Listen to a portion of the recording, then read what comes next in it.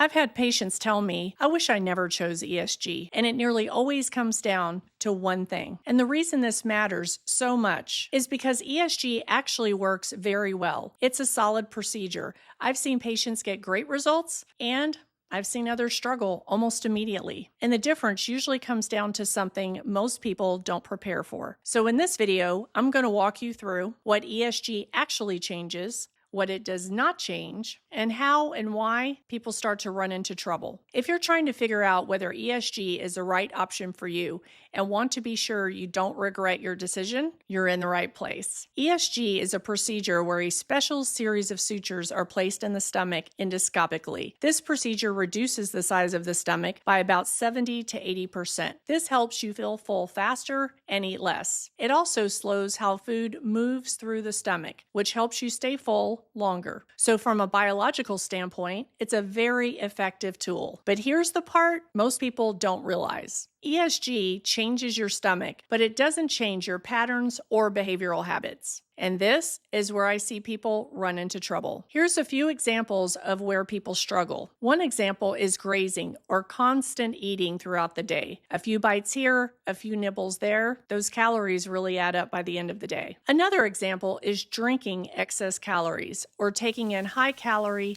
soft foods. Immediately after your ESG, you will likely begin with a liquid diet, progress then to soft foods, and finally advance to a solid food diet. There's a critical point I have to emphasize here. It is so important to stick with solid foods once you reach that stage. This is because soft foods are usually higher in calories and can pass quickly through the stomach. This can increase appetite, cause a weight plateau, or even cause weight regain. Another issue I see related to behavior is using food to cope with stress. These patterns can override the ESG surprisingly fast. If you're in a place right now where you're trying to figure out if ESG is right for you, that's exactly what I help people do here on this channel. Now, the patients who do really well after ESG approach it entirely differently. They followed a structured eating program, meaning once they get to solid foods, they pretty much stick with those. Also, it's not recommended to drink liquids 30 minutes before or after eating, as this can help to push food out of the stomach faster. Also, successful patients focus on protein intake. Normally, the recommendation is about 60 grams of protein per day, but this is highly individualized based on your ideal weight, physical activity, and of course, your medical history. Be sure to follow your registered dietitian's recommendations. Another habit of successful patients is making hydration a priority. The normal amount of fluid recommended per day is about 60 ounces, but again,